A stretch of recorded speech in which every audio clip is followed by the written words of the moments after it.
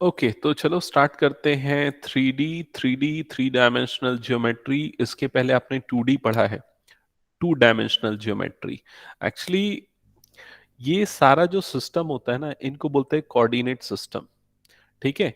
Coordinate system क्या होता है? अगर किसी भी स्पेस में किसी पॉइंट की लोकेशन को बताना है तो उसके लिए कोऑर्डिनेट सिस्टम यूज होता है। कोऑर्डिनेट सिस्टम अलग अलग टाइप के होते हैं। जैसे कि अगर हम अपने रूम में किसी एक, या अगर हम एक क्लासरूम की बात करते हैं, सपोज एक क्लासरूम में बच्चों की जो सिटिंग अरेंजमेंट होती है एक्चुअली वो रेक्टेंगुलर फॉर्म में होती है। तो अगर मुझे किसी स्टूडेंट को आइडेंटिफाई करना है, अगर उसका नाम नहीं पता, तो मैं क्या बताऊंगा? सेकेंड रो, थर्ड नंबर का स्टूडेंट, लाइक दिस। तो मैं उसकी पोजीशन को उसके कोऑर्डिनेट के हिसाब से बताता हूं। तो ये जो मैंने बताया ना, सेकेंड रो थर्ड स्टूडेंट, मतलब कि मैंने उसकी नंबर ऑफ रो और नंबर ऑफ कॉलम बताया। ये जो सिस्टम होता है रूम के फॉर्म में या रेक्टेंगल के फॉर्म में जब चीजें अरेंज होती हैं, उसको बोला जाता है कार्टेशियन कोऑर्डिनेट सिस्टम। ठीक है।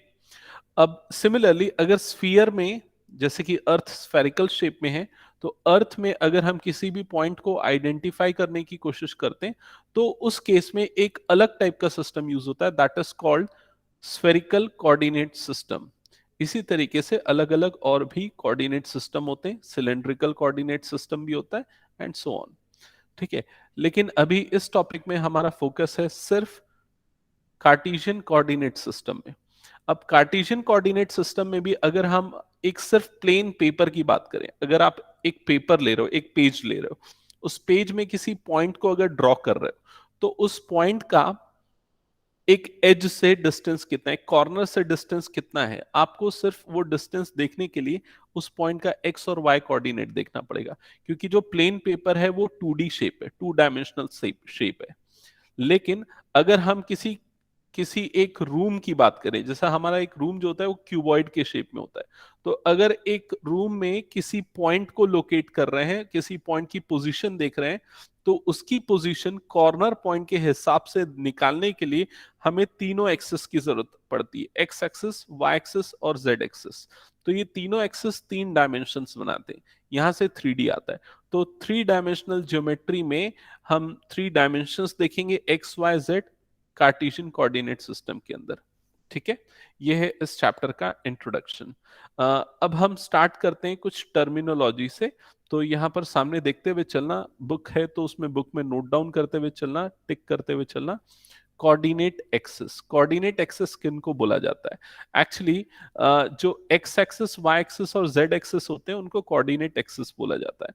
अगर आप अपने रूम में बैठे हो तो आप क्लियरली देख सकते हो, जो आपके रूम का एक कॉर्नर पॉइंट होगा, वहां से 3 लाइन जा रही है, एक साइड की तरफ, एक बाजू की तरफ और एक ऊपर की तरफ। तो वो 3 लाइन 3 एक्सिस हैं। जैसे कि यहां पर अगर मैं उस चीज को हाईलाइट करता हूं, तो यहां पर ये देखो, ये वाला पार्ट, ये कौन सा है? Y axis. ये जो बाहर निकल रहा है ये है एक्स एक्सिस, और ये जो ऊपर की तरफ जा रहा है ये क्या है? Z axis. आपको क्लियरली ये तीनों लाइंस दिख गई होंगी। तो ये तीनों एक्सिस को कंबाइनली बोला जाता है कोऑर्डिनेट एक्सिस। पहला पॉइंट आपको क्लियर हो गया? यस और नो, एक बार एक्नॉलेज करना। Yes sir. Yes okay. अब सेकेंड पॉइंट पे आते हैं। सेकेंड पॉइंट यहां पर क्या लिखा है? Coordinate planes. तो कोऑर्डिनेट प्लेन्स क्या होते हैं, उसके लिए मैं यहां पर देखो इस फिगर में ये वाले पार्ट को हाईलाइट कर रहा हूं रेड कलर से। ये वाला जो पार्ट अगर आप ऑब्जर्व करोगे, ये एक तरीके से आपके रूम का फ्लोर है। तो आपका जो रूम का फ्लोर है उसमें कौन कौन से कोऑर्डिनेट एक्सेस हैं? उसमें हाइट नहीं है, फ्लोर तो एकदम ग्राउंड लेवल पे, कोई हाइट नहीं है, मतलब उसमें सिर्फ एक्स एक्सिस है और वाई एक्सिस है। तो इस प्लेन को बोला जाता है एक्स जेड प्लेन। क्लियर हुआ? ये है एक्स जेड प्लेन। ठीक है। अब उसके बाद नेक्स्ट आते हैं हम एक और दूसरे प्लेन पे। दूसरा प्लेन, अगर आप अपने सामने वाली वॉल को देखोगे, सामने वाली वॉल जहां पर भी आप बैठे हो, आपके सामने में जो वॉल है, उस वॉल को अगर आप ऑब्जर्व करोगे, वो ऐसी दिखेगी, जिस पोर्शन को अभी मैं हाईलाइट कर रहा हूं। ठीक है। तो इस वॉल में आपको कौन कौन सा एक्सेस मिल रहा है? देखो, एक तो जेड एक्सेस मिल रहा है, ऊपर की तरफ हाइट है, और एक वाई एक्सेस मिल रहा है, विड्थ है। तो ये जो प्लेन बनेगा इसको बोला जाएगा वाई जेड प्लेन। समझ में आया? ये होगा वाईजेड प्लेन। आप अपने सामने वाली वॉल को देखो, समझ में आ जाएगा वाईजेड प्लेन कौन सा है। ठीक है। अब आते हैं थर्ड टाइप के प्लेन पे। आप अपने साइड में वॉल पे देखो, जिस भी रूम में हो आप, आपके साइड में जो वॉल है ना, उस साइड वाली वॉल को देखो, वो कुछ ऐसी दिखेगी, ठीक है। और ये वाली जो वॉल है, इसमें क्या है, इसमें आपको एक लेंथ दिख रही है और एक हाइट दिख रही है, मतलब एक्स एक्सिस है और जेड एक्सिस है। तो इस प्लेन को बोला जाता है एक्स जेड प्लेन। क्लियर ये चीज? यस और no? Yes sir. Yes sir. Okay. अब जो 3D स्पेस बनता है, ये इन तीनों प्लेन के इंटरसेक्शन से बनता है। तो अगर आप यहां पर ऑब्जर्व कर रहे होगे, तो ये आपके साइड वाली वॉल जो लास्ट में मैंने बताया, ठीक है, ये आपके सामने वाली वॉल जो मैंने यहां पर बताया, और ये फ्लोर, ये आपके फ्लोर रूम का, ये तीनों जब कट करेंगे ना, तो एक 3 डायमेंशनल स्पेस बनेगा, ठीक है। तो इस चीज को थोड़ा सा समझना मुश्किल है कि ये दोनों कहां पर इंटरसेप्ट करे, वो 3 डायमेंशनल स्पेस जो बनेगा वो कितने पार्ट्स में डिवाइड होगा। तो जस्ट मैं जो बोलता हूं ना, अब आप अपनी रूम की पोजीशन में वो सारी चीजें ऑब्जर्व करते जाओ। अपने रूम का कोई भी एक कॉर्नर पॉइंट देखो, कोई भी एक कॉर्नर पॉइंट जहां पर तीनों वॉल्स मिल रही, कॉर्नर पॉइंट सबसे बॉटम में होना चाहिए, वो बॉटम वाला हो तो बेस्ट है, ठीक है। अब उस कॉर्नर पॉइंट से आप अपने रूम की तरफ देख रहे हो, तो वो एक ऑक्टेंट हो गया। अब आपके राइट साइड वाला जो रूम है, अगर होगा राइट साइड में जो भी स्पेस होगा, that is called second octant, ठीक है। अब आपके राइट साइड के पीछे वाला जो रूम होगा, वो थर्ड ऑक्टेंट। और आपके राइट साइड के पीछे वाले के बाजू वाला रूम, मतलब आपके रूम के जस्ट पीछे जो पड़ेगा, that is called fourth octant. तो ये 4 पार्ट्स बने, समझ में आया? ध्यान से समझो। फर्स्ट ऑक्टेंट जिस रूम में आप हो, सेकेंड ऑक्टेंट आपके राइट साइड वाला रूम, थर्ड ऑक्टेंट उसके पीछे वाला रूम, और फोर्थ ऑक्टेंट आपके पीछे वाला रूम।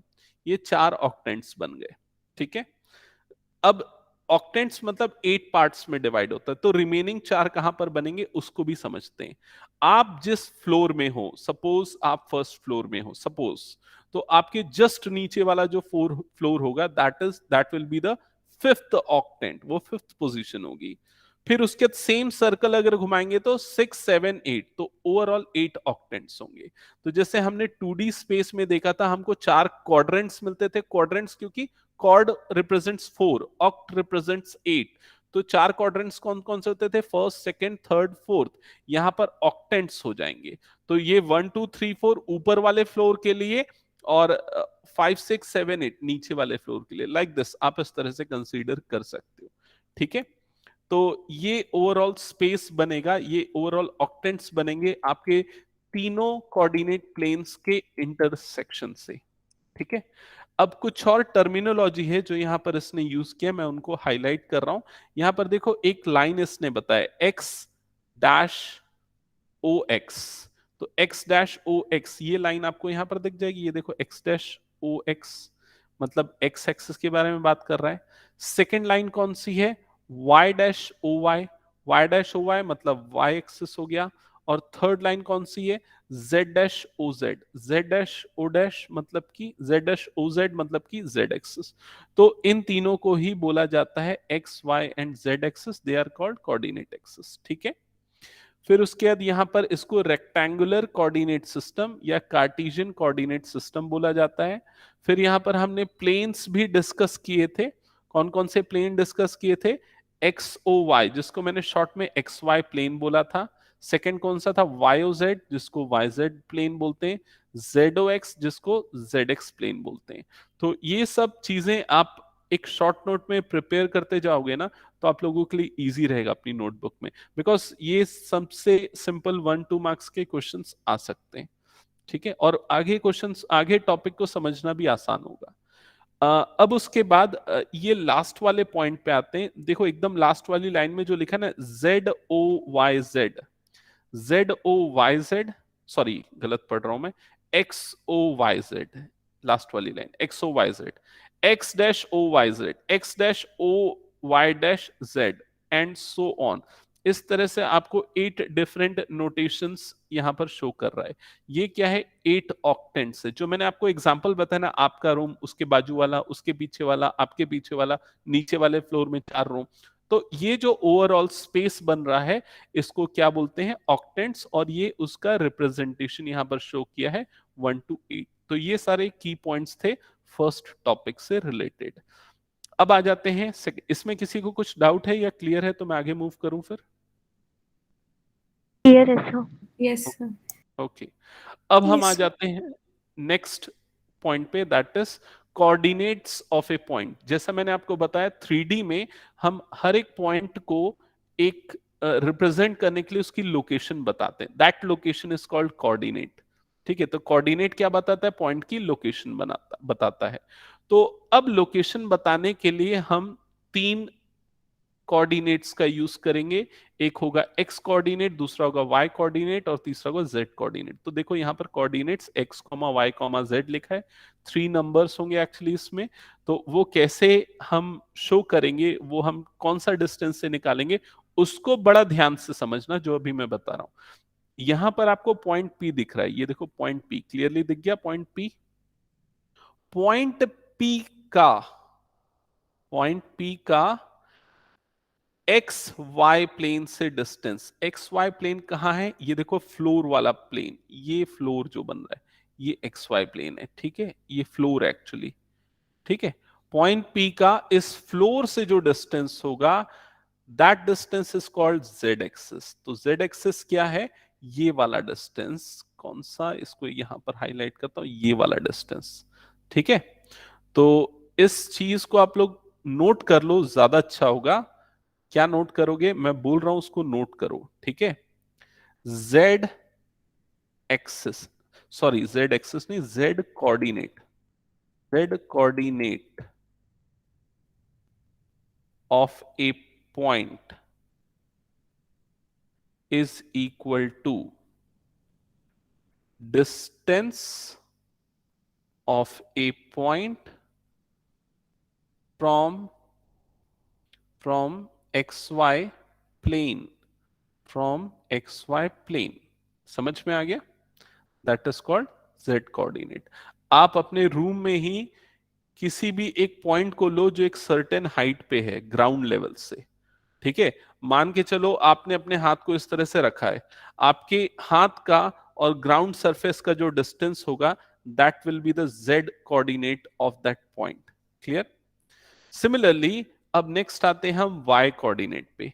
तो y कोऑर्डिनेट एक्चुअली क्या होता है, y कोऑर्डिनेट होता है x z प्लेन से डिस्टेंस। तो देखो यहां पर इसने शो किया है ये वाला जो डिस्टेंस है ना, आपका एग्जैक्ट प्लेन कहां पर है, देखो एग्जैक्ट प्लेन ये वाला है आपका एग्जैक्ट प्लेन, आपकी साइड वाली वॉल, ठीक है। उससे जो डिस्टेंस बन रहा है ना that is called y coordinate. तो सेम स्टेटमेंट आप रिपीट करोगे जो मैंने यहां पर लिखाई, फिर से आप लिखोगे, मैं इसको कॉपी पेस्ट कर रहा हूं। बस क्या चेंज हो जाएगा इसमें, यहां पर z की जगह पे y कोऑर्डिनेट आ जाएगा और xy प्लेन की जगह पे कौन सा प्लेन आएगा, zx प्लेन आ जाएगा, करेक्ट, ठीक है। अब x कोऑर्डिनेट बताने की मुझे जरूरत नहीं है, सेम चीज रिपीट होगी। It will be the distance of a point from which plane, from which plane, yes, ZX. no not zx, x x coordinate of a Yes. is a distance from yz, That yes it is a distance from yz plane। तो clear है, simple है, जो axis है जो coordinate है उसको छोड़ के जो दो बच गए, क्या बच गए, yz बच गया, तो वो वाले प्लेन से डिस्टेंस होगा, सिंपल सी चीज है। Clear? Okay, so I hope ये वाला पॉइंट भी क्लियर हो गया होगा, नोट भी कर लिया होगा आप लोगों ने। अब हम मूव करते हैं नेक्स्ट पॉइंट पे, और क्या इंपॉर्टेंट चीज इसमें गिवन है, ये वही सारे प्लेन को इसने डिस्कस किया है।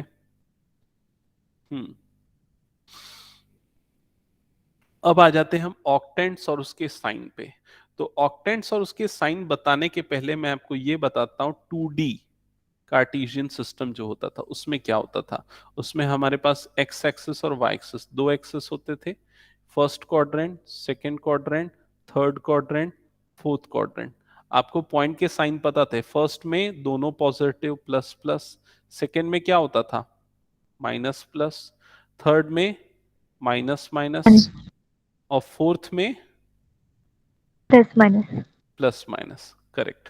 ये 2D में होता था जब दो एक्सेस होते थे, एक्स और वाई, दो coordinates, X coordinate Y coordinate. Same चीज अगर थर्ड में हम रिपीट कर दें तो एक और पार्ट इसमें ऐड हो जाएगा। तो पहले में प्लस प्लस प्लस, दूसरे में माइनस प्लस प्लस, तीसरे में माइनस माइनस प्लस, और चौथे में क्या हो जाएगा प्लस माइनस प्लस। समझ में आया? तो 1 2 3 4 ये आ गया। तो ये 4 क्वाड्रेंट्स के साइन हो गए। तो देखो यहां पर सबसे पहला क्या बताया मैंने फर्स्ट के लिए, एक मिनट कुछ गलत हो गया क्या? हाँ नहीं सही तो है। फर्स्ट के लिए देखो यहां तो फर्स्ट के लिए प्लस प्लस प्लस, तीनों प्लस हो गए।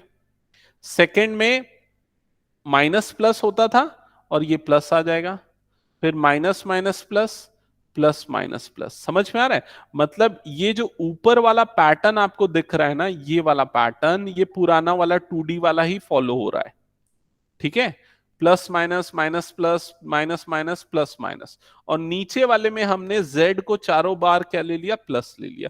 तो ये बन गए आपके फर्स्ट 4 ऑक्टेंट्स बन गए 1 2 3 4। अब रिमेनिंग 5 6 7 8 के लिए क्या करना है, इसी को कॉपी कर दो यहां पर।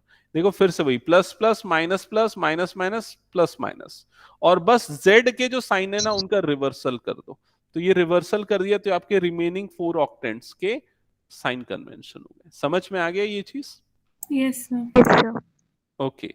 तो अब मैं एक बार छोटी सी प्रैक्टिस करवाता हूं आपको। देखो आपको ना बस फर्स्ट 4 वाले याद रखने हैं। फर्स्ट 4 मतलब कि पुराना वाला चीज याद रखना है, प्लस प्लस होता था, माइनस प्लस होता था, माइनस माइनस होता था, और लास्ट कौन सा होता था plus plus minus. Minus. Yes. अब मैं आपसे पूछता हूं कि मुझे बताओ सेकेंड क्वाड्रेंट का साइन क्या होगा, second octant, sorry second octant के साइन क्या होंगे? तो आप सेकेंड वाले माइनस हाँ माइनस प्लस और फिर प्लस प्लस। जेड प्लस होगा। करेक्ट। तो 1 से लेके 4 तक में 1 to 4 में जेड क्या होगा पॉजिटिव होगा। ठीक है, और 5 to 8 में जेड क्या होगा नेगेटिव होगा। नेगेटिव। करेक्ट। बाकी एक्स और वाई वैसे ही सीक्वेंस में चलेंगे। अब अगर मैं आपसे पूछता हूं कि आप मुझे बताओ कि सिक्स्थ ऑक्टेंट में साइन क्या होगा? Minus plus minus. Good, minus plus minus. तो आपने सेकंड वाले ऑक्टेंट को उठाया और जेड वाले को क्या कर दिया नेगेटिव कर दिया। मैं पूछूंगा कि एट्थ ऑक्टेंट में साइन कन्वेंशन क्या होगा, तो बताओ। Plus double minus. Good, plus minus minus, simple है। तो ये चीजें आपको समझ में आ गई। अब आप इजीली किसी भी पॉइंट को देख के बता सकते हो कि वो कौन से ऑक्टेंट में फॉल करेगा। अब मैं बोल रहा हूं लिख नहीं रहा हूं, आप मुझे बताना ऑक्टेंट बताना, ठीक है? 1 2 -1 which octant? 1 2 -1 which octant? Fifth. Fifth. Okay next. Vanshika Rishikar आप बताना, ठीक है? 1 -5 2, 1 -5 2, वंशिका ऋषिकर।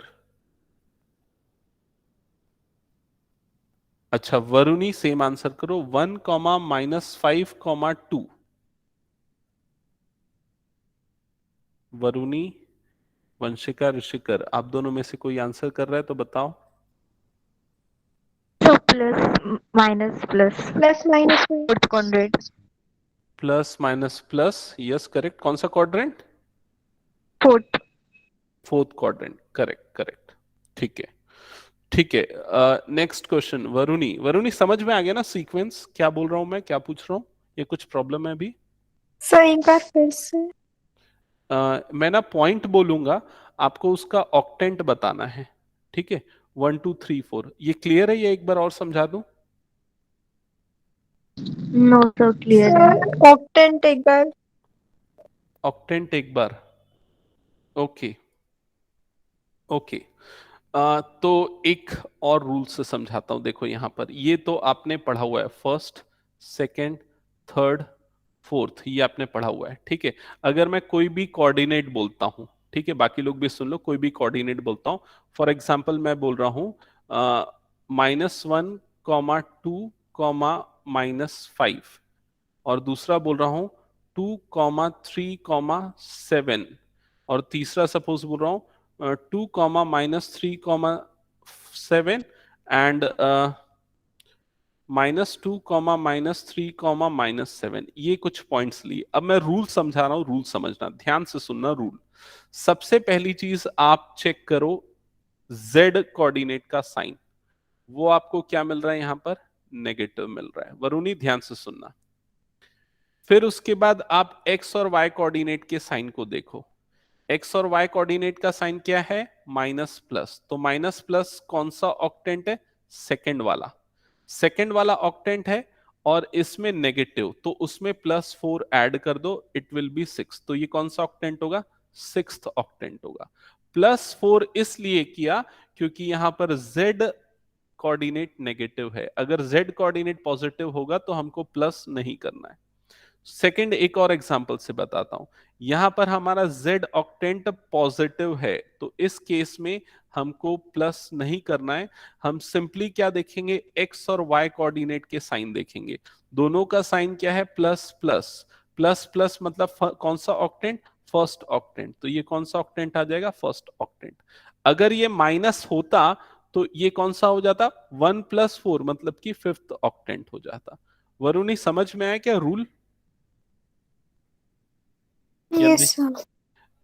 अब देखो यहां पर देखो, ये कौन सा क्वाड्रेंट आ रहा है, प्लस माइनस, प्लस माइनस कौन सा केस है, कौन सा क्वाड्रेंट है, Third. नहीं, फोर्थ होगा ना, Plus minus. Yes, sir. ये Fourth.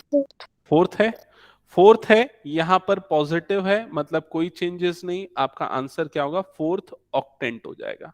क्लियर? अब अगर मान लो यहां पर ये 2, -3, -7 हो जाता सपोज, तो आपने ये देखा 2 - 3 मतलब कि फोर्थ क्वाड्रेंट, और ये नेगेटिव, तो 4 + 4 मतलब ये कौन सा ऑक्टेंट हो जाएगा, एट्थ ऑक्टेंट हो जाएगा। Clear Varuni? Okay Yes, sir.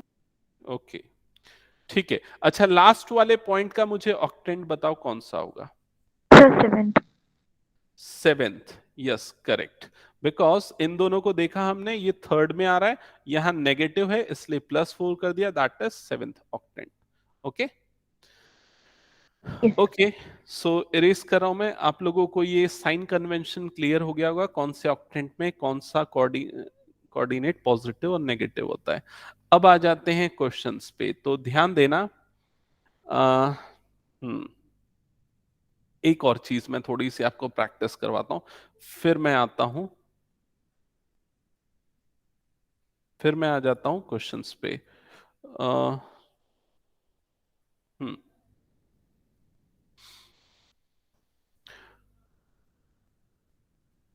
हाँ, मैं क्या पॉइंट बताने वाला था, यस, थोड़ी देर पहले मैंने आप लोगों को एक्स एक्सिस डिफाइन कराया था। एक्स एक्सिस क्या है, एक्स एक्सिस कैसे निकलता है, बोलो एक बार,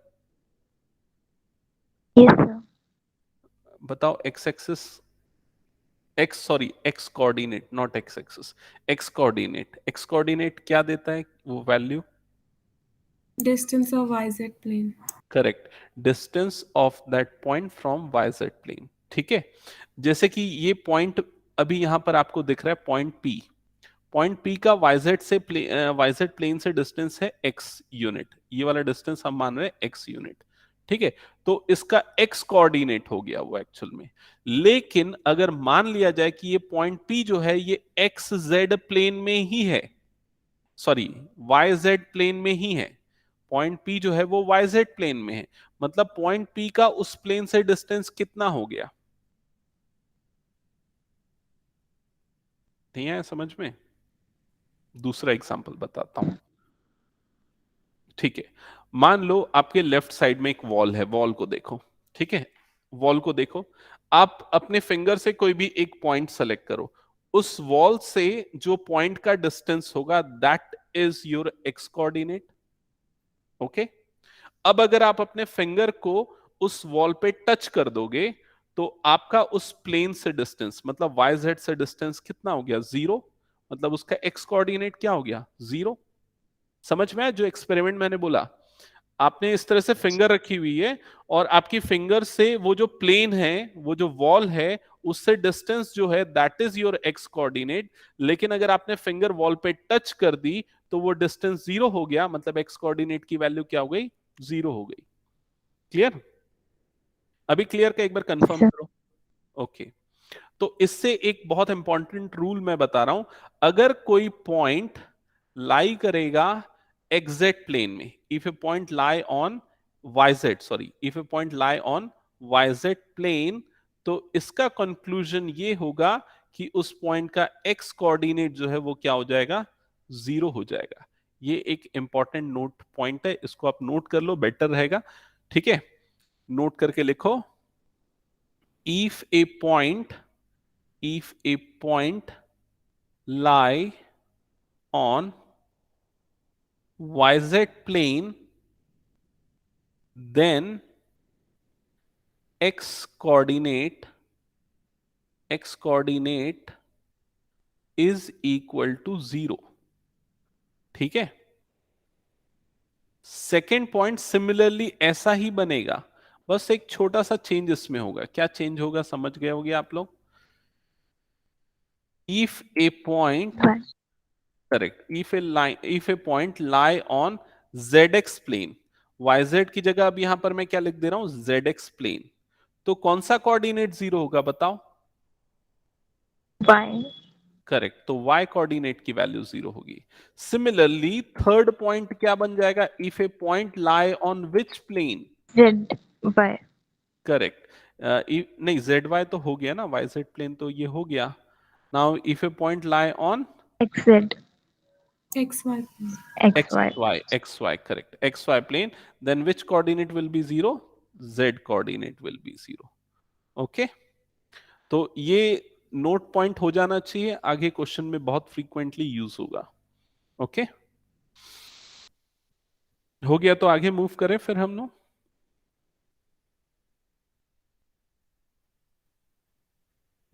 Yes, sir.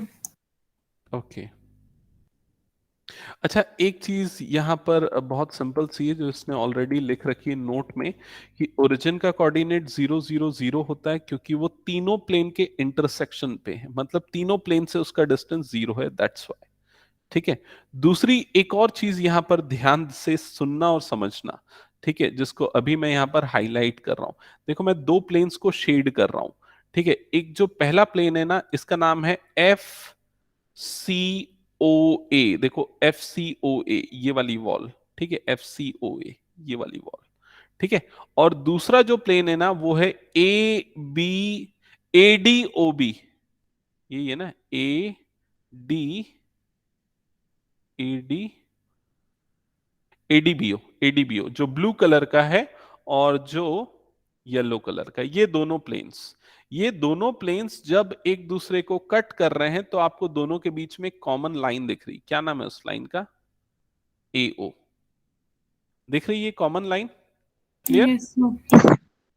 अब मान लेते हैं कि इस कॉमन लाइन में एक पॉइंट आ जा रहा है। मान लो इस कॉमन लाइन में एक पॉइंट आ रहा है, यहां पर कोई पॉइंट है, सपोज क्यू।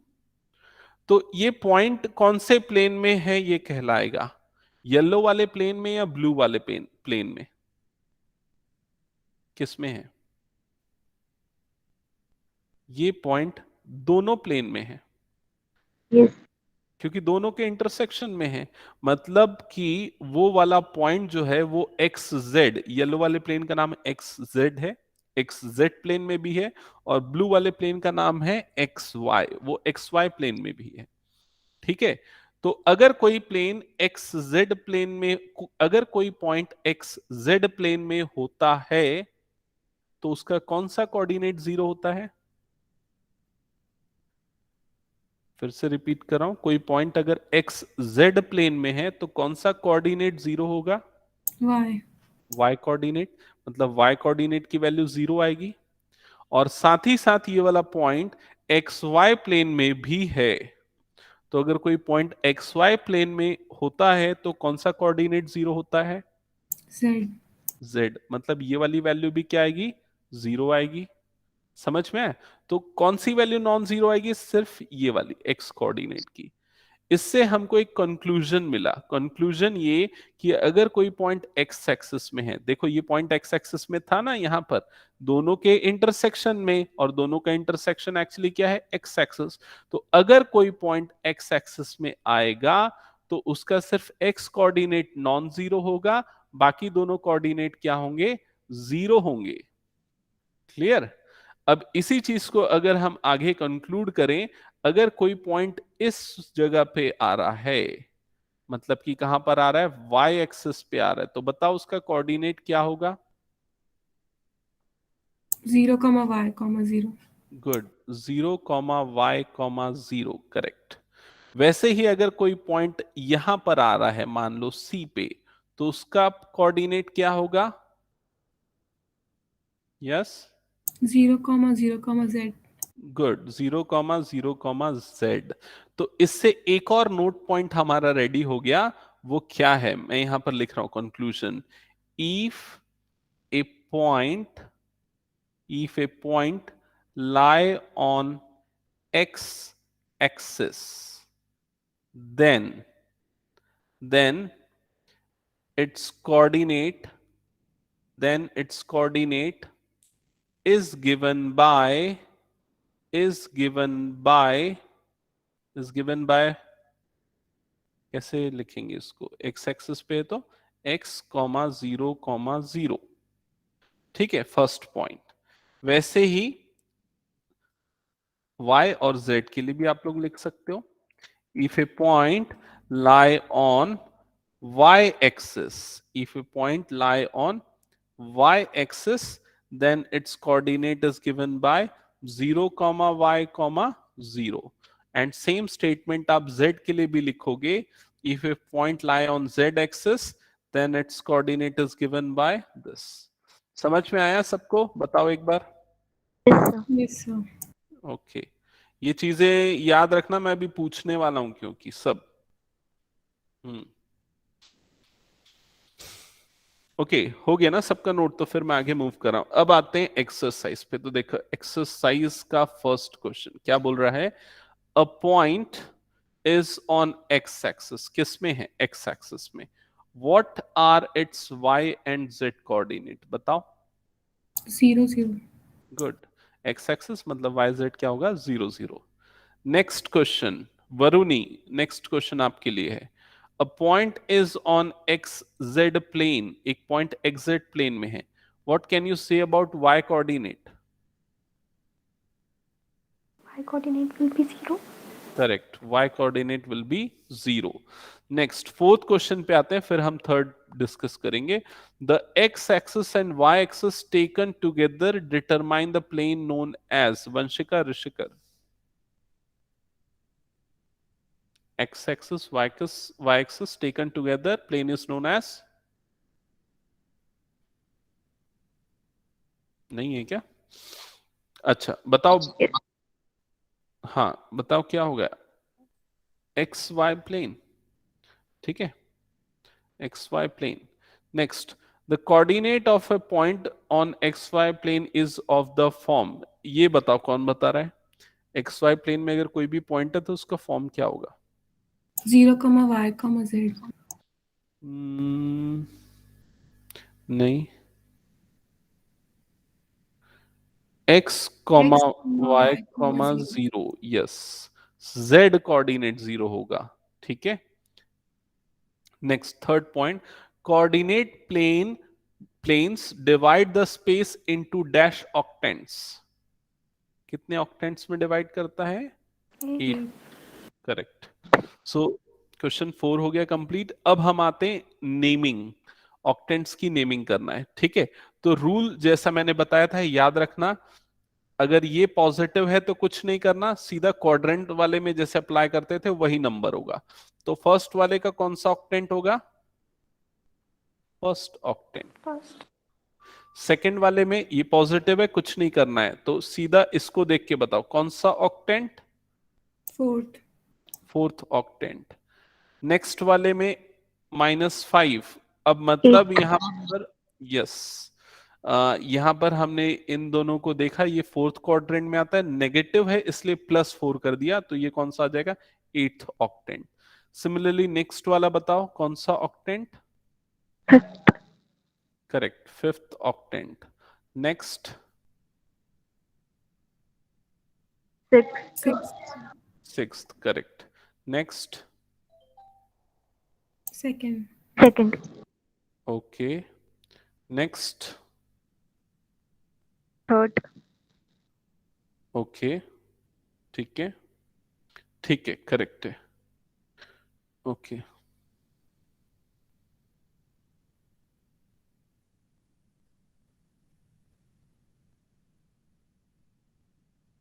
एक सेकेंड ना, जस्ट एक सेकेंड, एक अर्जेंट मैसेज है।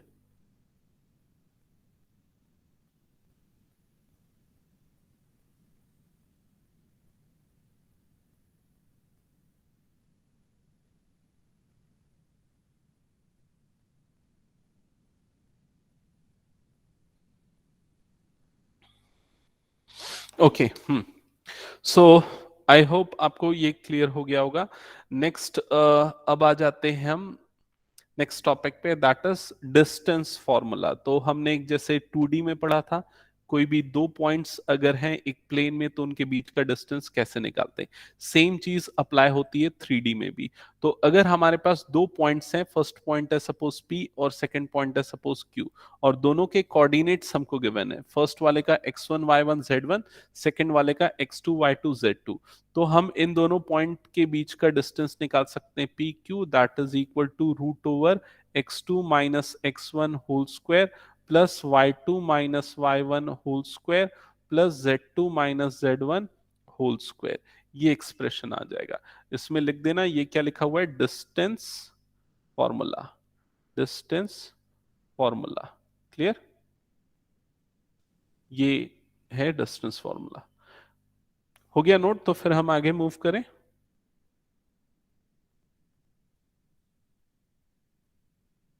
Yes, Yes, sir. Yes. Okay. और कुछ है क्या, और तो कुछ इसमें नहीं दिख रहा है। कोलिनियरिटी ऑफ पॉइंट्स है, क्वेश्चंस के लिए कोई नए टॉपिक की जरूरत नहीं है, बस इतना ही, डिस्टेंस फार्मूला पे बेस्ड ही क्वेश्चन है पूरे। तो चलो स्टार्ट कर देते हैं सेकंड एक्सरसाइज। सेकंड एक्सरसाइज में आपको डिस्टेंस फार्मूला अप्लाई करके इन सारे क्वेश्चंस को सॉल्व करना है। Find the distance between following pair of points. तो यहाँ पर आपको क्या दिया हुआ है, कुछ पॉइंट्स गिवन है, उनके बीच का डिस्टेंस निकालना है। तो मुझे बताने की जरूरत है या बन जाएगा ये क्वेश्चन, आप तीनों एक्नॉलेज करो और बताओ आप तीनों को। Yes, sir. बन जाएगा. ठीक है वंशिका, तो सेकंड और वाला बता देना। ठीक है सेकंड बता दूंगा। वरुणी, सब बन जाएगा। बन जाएगा, चलो ठीक है, जिनसे बन जाएगा स्टार्ट करो। और वंशिका ऋषिकर, मैं सेकंड वाला बता रहा हूँ, ठीक है। सेकंड पार्ट में आपको गिवन है -3,7,2 एंड सेकेंड पॉइंट है 2,4,-1, दोनों के बीच का डिस्टेंस निकालना है। तो सपोज हम इसको ले लेते हैं x1, इसको ले लेते हैं y1, इसको ले लेते हैं z1, इसको लेते हैं x2 y2 एंड z2। ठीक है, तो दोनों के पॉइंट के बीच का जो डिस्टेंस उसको मैं d से कंसीडर रिप्रेजेंट करता हूं, d is equal to under root. अब देखो क्या होगा, x2 मतलब कि 2 minus x1 whole square. So this expression will be 2 minus of -3 whole square plus y2 minus y1 whole square. So y2 is this, y1 is this. So it will be 4 minus 7 whole square plus z2 minus z1 whole square. So it will be like this, 1 minus 2 whole square. Clear, Vanshika? Yes, sir. Okay, so it will become 5। सो ये हो जाएगा 5 square plus -3 का whole square plus ये हो जाएगा -3 का whole square. ठीक है, फर्दर रूट ओवर 5 का स्क्वायर होता है 25 plus 9 plus 9 and it will B, कितना हो जाएगा, 43 आ रहा है क्या, 34 प्लस 9, 43, आई थिंक रूट 43 होगा इसका आंसर। Yes. ठीक है, सिमिलरली आपको बाकी क्वेश्चंस भी सॉल्व करने हैं। ओके, एक क्वेश्चन आप लोग सब बनाओ और मुझे उसका आंसर बताना, दैट इज फोर्थ क्वेश्चन अभी आप लोग सॉल्व करो तीनों, और मुझे आंसर निकाल के बताओ क्या आ रहा है।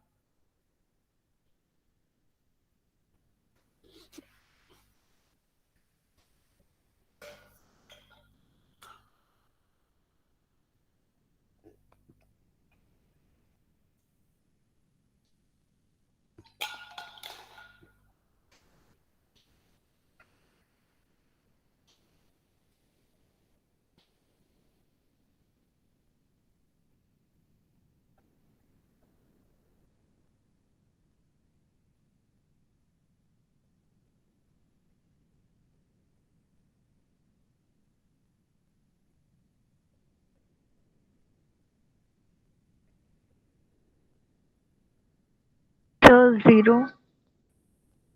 ओके, आई थिंक 0 तो नहीं आना चाहिए। So root 20. हम्म, एक बार चेक करना फिर से।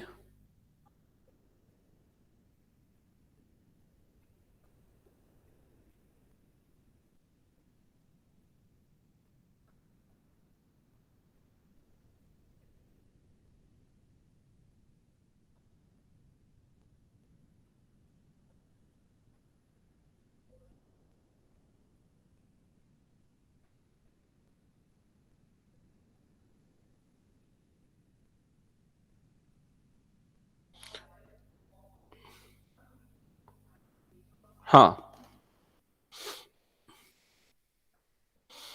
अब बाकी लोगों का आंसर क्या आया? 0 आ रहा था वंशिका ऋषिकर, आपका 0 आ रहा था क्या? Yes, sir. उसमें देखो प्लस माइनस की गलती किया है। Two Yes, sir. Check mine कर. हाँ, 2 माइनस ऑफ माइनस मतलब +2 हो जाएगा, तो 2 और 2 4 हो जाएगा फर्स्ट वाली टर्म। वैसे ही -1 और -1 मतलब वो -2 का होल स्क्वायर होगा। थर्ड वाला जो पार्ट है ना, Z2 minus Z1, that will be 0, but first two terms non zero रहेगी। ठीक है, माइनस का स्क्वायर प्लस होता है। वरुणी बना कि नहीं बताओ? Sir 2 minute. हम्म,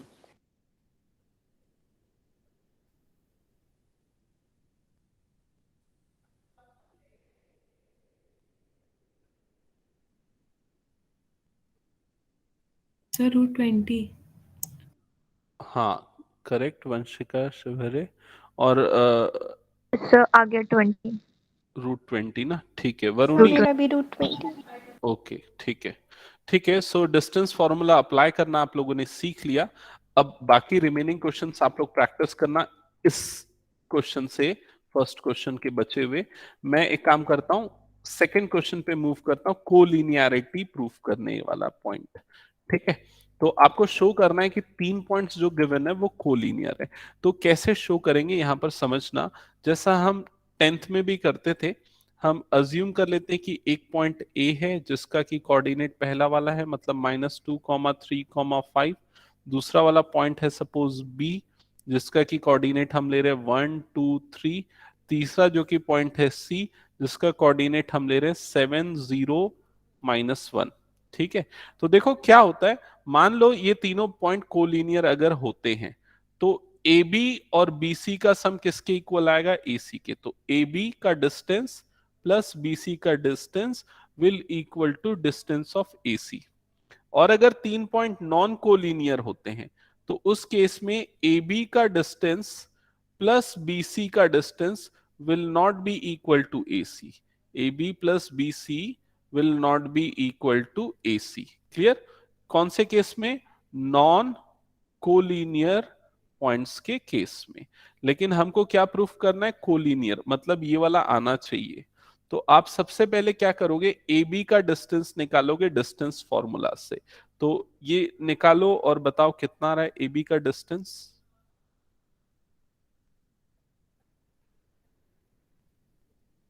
केयरफुली, प्लस माइनस में गलती नहीं करना है। आप लोगों ने 11th में मैथ्स लिया है तो ऐसी गलती अवॉइड करो।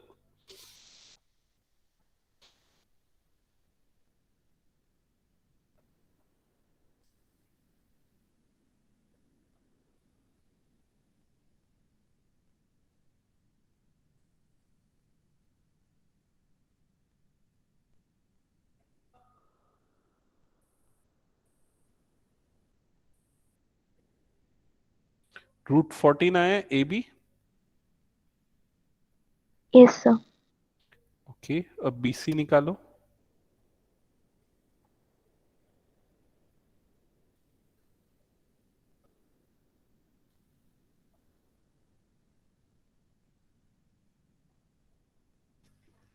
एक सेकेंड ना, मैं आया।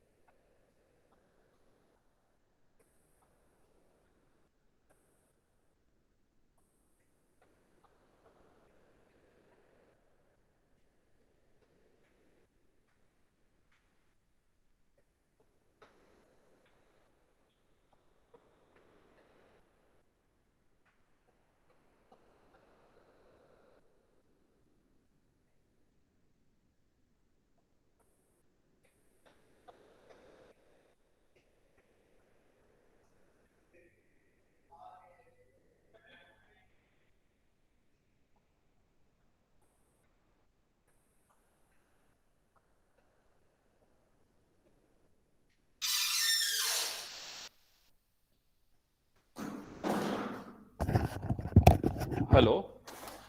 हाँ। Yes, sir. हाँ, ये बने क्या क्वेश्चन ये वाले? Yes, sir. √84. बीसी की वैल्यू √84 आ रही है, और Yes, एसी, sir. एसी की लेंथ निकाला। एसी की लेंथ 1 minute. हम्म। और वंशिका और वरुणी, आप दोनों ने?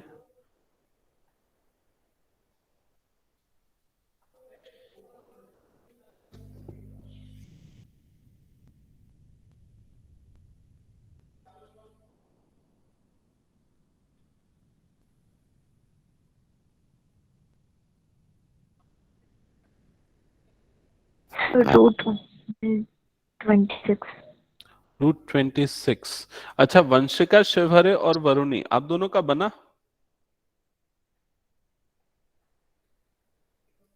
Sir, 126. अच्छा, 126।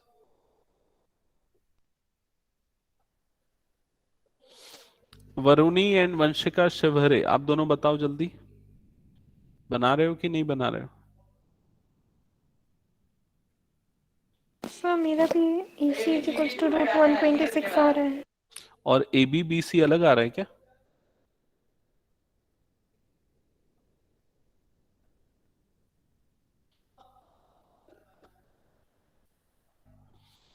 नहीं सर, सेम आ रहा है। अच्छा,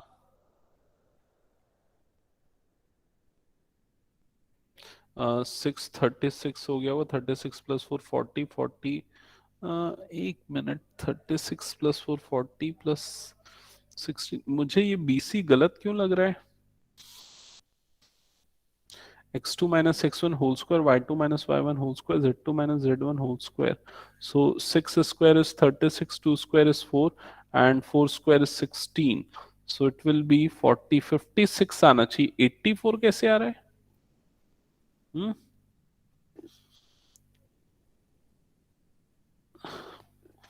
चेक करो तो एक बार। AC x2 minus x1 whole square, तो 7 minus of minus 2 9 square, 9 square is 81, y2 minus y1 whole square, so plus 3 square is 9, z2 minus z whole square, तो ये जगह 36। ये वाला तो करेक्ट है, रूट 126। ये वाला 56 आना चाहिए आई थिंक। चेक करो और बताओ मुझे कंफर्म करके। यस सर, यही आ रहा है 56। ठीक है। सो अब हम क्या करेंगे, अब हम AB प्लस BC कैलकुलेट करेंगे। AB प्लस BC, तो AB की वैल्यू कितनी है? रूट 14। BC की वैल्यू क्या है? रूट 56। तो रूट 14 प्लस 4 रूट 14, ठीक है, that is equal to root 14 plus 2 root 14, that is equal to 3 root 14। ये हो जाएगा AB प्लस BC की वैल्यू, ठीक है। और AC हमारे पास कितना आया था? 126। 126 को हम क्या लिख सकते हैं? 14 9 जा 126, 9 रूट से बाहर आएगा तो AC की वैल्यू क्या हो जाएगी? 3 root 14। So that is equal to AC। Clearly यहां पर आपको दिख गया AC is equals to this. Clear ये चीज समझ में आया क्या? बताओ एक बार। Yes sir. Okay, so erase कर रहा हूं। कोलिनियरिटी के और भी मेथड्स होते हैं प्रूफ करने के, लेकिन वन ऑफ द मेथड ये है कि आप डिस्टेंस फॉर्मूला लगा के कर सकते हो, ठीक है। कोई भी दो पॉइंट्स, कोई भी दो डिस्टेंसेस का सम थर्ड वाले के इक्वल आना चाहिए। नेक्स्ट क्वेश्चन पे आ जाते हैं। Question number 3। Question number 3,